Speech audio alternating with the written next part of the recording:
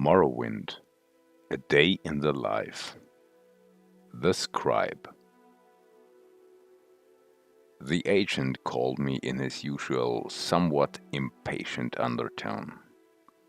Scribe, we got company. Have your quill ready. Ready now? Where? Look out of the window rockwards. The one with the beige common shirt. Ergalla shook his head in dismay and, more to himself than to me, he murmured, "Another trader, perhaps." "I think he looks peculiar for a trader." "Trust me, this one's here for business," I said patiently, awaiting Ergalla to interview this unseemly bloke, my quill as keen as my ears, ready to write down whatever of importance I might get to hear between those two. The newcomer didn't look like much, he was right. But he did, however, promise a contribution for our city's temple expenses. The traveler came closer. He stopped and nodded, recognizing us, and Ergalla stepped outside and, as it was common, put the palm of his hand outwards and then to his shoulder, and he said, "Stop!" Ergalla put the least of his effort into his posture towards the newcomer. "Good day. Who might you be?" "Good day. I might be Spath of the Bitter Coast. I'm a trader." The traveler chortled. Ergalla did no such thing.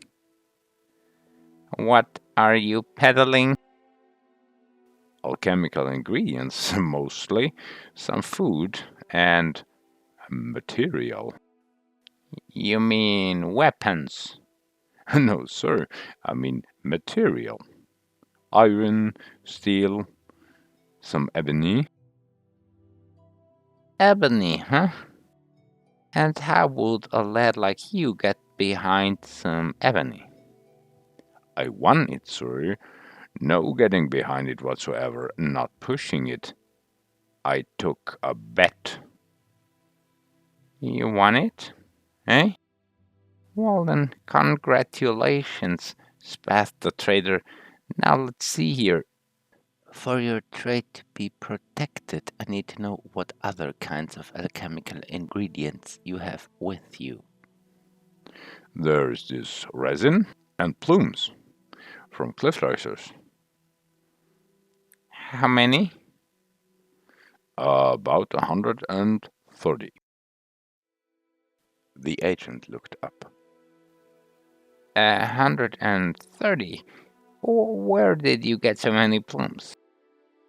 "Seyda Neen." "Ah, Seyda Neen." Ergalla frowned and eyed the trader with a sudden interest. "Where in Seyda Neen did you get 130 cliff racer plumes?" "I bought them, of course. A hunter he was. At least, I think he was. His bow told me as much. There are plenty of racers to the north in the West Gash. The hunter at Dunmer sold them to me for cheap, but I forgot his name. Why are you so interested in those my plumes?"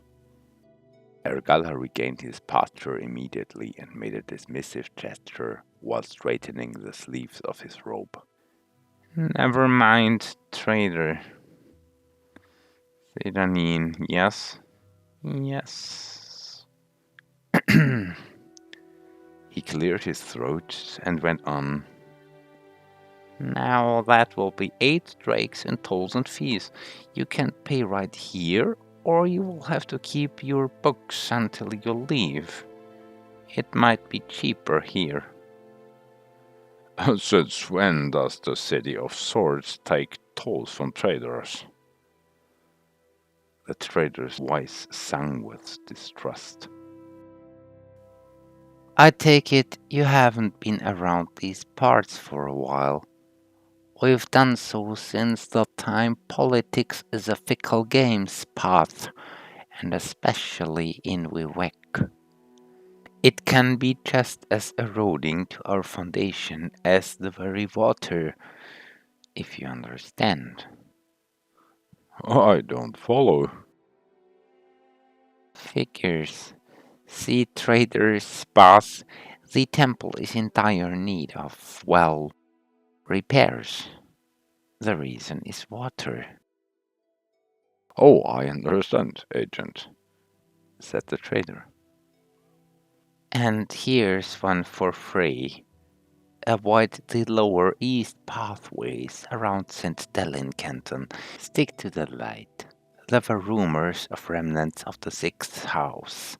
Alas, if you see something, say something, or slay something for all I care. Also, frankly, I do not fancy you the warrior type. I would dream of it, sir. I am not a sellsword. I don't even sell swords. Ergalla scoffed. The Lord did no such thing. Well then, be off you, trader. Welcome to Vivec. The North's shadow still darkened the door of the tall booth after he was long gone.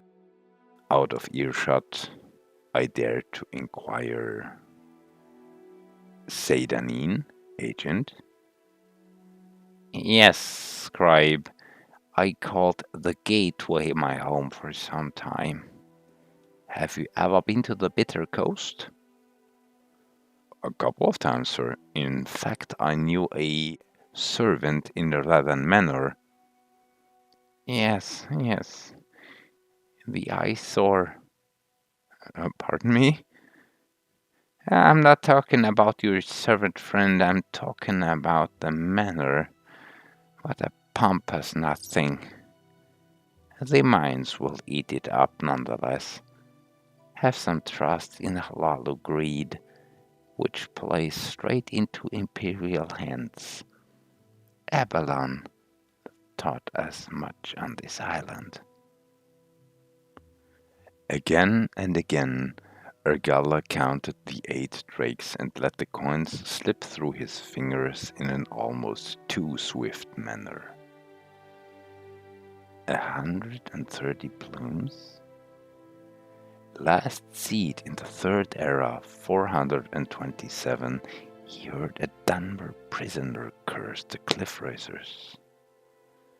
But Ergalla had long forgotten his name.